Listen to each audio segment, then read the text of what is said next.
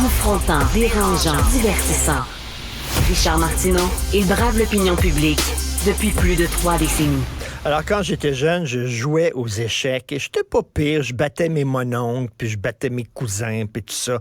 Mais pas plus que ça, là. Moi, ça m'impressionne énormément, des grands joueurs d'échecs. C'est un jeu extrêmement compliqué.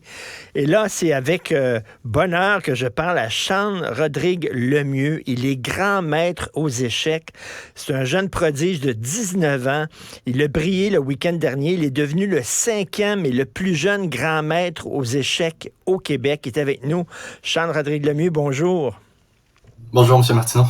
Bravo, premièrement, bravo, fantastique. Vous avez fait une grande performance à l'île de Man, qui est une petite île située entre l'Irlande et l'Angleterre. C'est quoi être un grand maître aux échecs? Qu'est-ce que ça veut dire exactement? Premièrement, merci beaucoup. Donc, c'est vraiment un sentiment incroyable là, de devenir grand maître. C'est certainement mon rêve d'enfance depuis que j'ai commencé à 6 ans. Donc, finalement, le faire à 19 ans, pour moi, c'est vraiment un honneur. Et donc, comme vous l'avez mentionné, seulement 5 grands maîtres au Québec. Donc, je pense que c'est vraiment un club très sélect. Et pour moi, c'est tout simplement un honneur de faire partie de ce club-là. Mais qu'est-ce que ça veut dire grand maître? Vous devez avoir tant de victoires dans une année? Qu'est-ce que ça comporte exactement? Donc, en fait, pour être grand maître, il faut le principal critère, c'est obtenir 3 normes. Donc, une norme, dans le fond, c'est une performance d'un certain niveau. Donc, pour obtenir une norme, c'est souvent dans un tournoi international avec un certain nombre de grands maîtres, un certain nombre de joueurs de différents pays. Donc, c'est plusieurs critères comme ça. Il faut maintenir un certain score, dans le fond, en fonction de la force de nos adversaires. Donc, c'est ça, maintenir une performance de grand maître, c'est assez difficile. Puis, donc, dans le fond, il faut faire 3 normes comme ça. En plus d'avoir une cote internationale de 2500. Donc c'est dans le fond les 4 critères qu'il faut respecter pour avoir ce titre. Vous avez commencé à jouer aux échecs, vous l'avez dit, à 6 ans, à l'âge de 6 ans. Est-ce que vos parents étaient des grands joueurs d'échecs? Qu'est-ce qui vous a amené à jouer aux échecs comme ça, si jeune? Non, absolument pas. En fait, c'est venu par hasard. Donc, mes parents et moi, on a décidé de m'inscrire à une activité parascolaire qui est offerte par l'association Échecs et Maths à mon école. Donc, tout simplement, j'avais vu mes amis jouer à l'heure du dîner et je m'étais dit que je voulais apprendre à jouer pour jouer avec eux. Donc, ça, on a décidé de m'inscrire et finalement, j'ai tout de suite aimé le jeu. Donc, pour moi, c'était pas une question. J'ai toujours continué et finalement, ça m'a amené jusqu'ici. Et vous avez commencé à être très bon vers quel âge à peu près, là, où vous avez dit, là, oh là, c'est vraiment, là, c'est pas seulement un passe-temps, là, je suis rendu assez bon. Vous aviez quel âge? En fait, je dirais que c'est plutôt graduel. Je dirais pas je pense pas vraiment qu'il y a eu un moment où c'était ma décision, mais ça, je trouvais que, évidemment, j'adorais le jeu et je voulais continuer de m'améliorer, je voulais continuer de jouer à chaque jour et finalement mon niveau s'améliorait encore et pour moi en fait, ça a toujours été un de mes buts au moins minimum de devenir grand maître, peut-être éventuellement encore plus, mais c'est ça. Donc pour moi c'était jamais une question vraiment. Et comment on se prépare à des grands tournois? Est-ce que vous revisitez, j'imagine, par Facebook, où il y a des livres aussi, vous revoyez, par exemple, le combat Spassky-Fischer, là, qui a été très, très important. Est-ce que vous étudiez des vieux matchs qui ont marqué l'histoire? Oui, c'est sûr. C'est vraiment important de connaître les classiques. Évidemment, comme vous avez mentionné, Fischer contre Spassky, c'était un match historique que tout le monde connaît. Donc ça, c'est souvent, regardons des parties des joueurs classiques, c'est une bonne façon de se préparer. Sinon, avec les bases de données, en fait, on peut se préparer contre nos adversaires spécifiquement. Donc, on peut voir, en fait, toutes leurs parties sont disponibles souvent. Donc, on peut se préparer vraiment chaque adversaire en fonction de leur partie et de qu'est-ce qu'ils préfèrent jouer. Est-ce que vous connaissez des matchs par cœur? Des matchs importants? Pas exactement par cœur, je dirais pas les parties au complet, mais la plupart des parties, oui.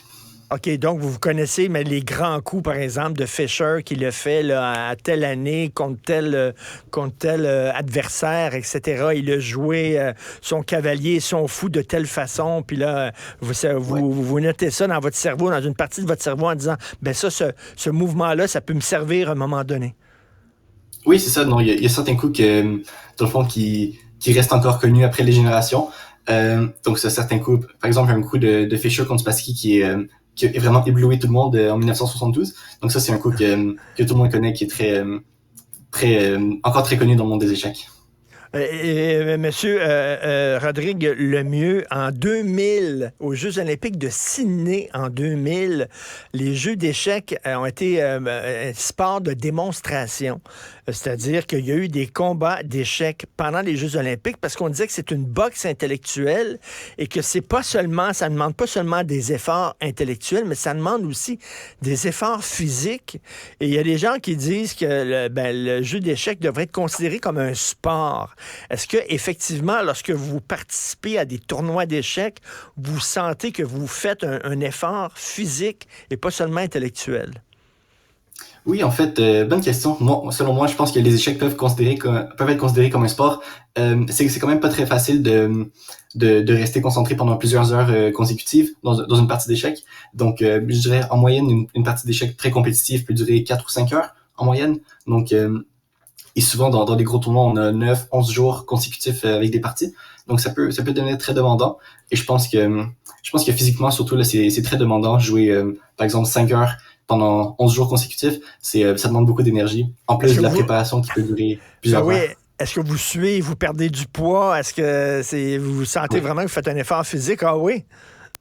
Oui, c'est sûr. Donc, je me souviens, il y a des grands joueurs pendant des gros tournois, des championnats du monde qui perdent énormément de poids. Donc, c'est avec la préparation, le stress, ça peut devenir très, très épuisant.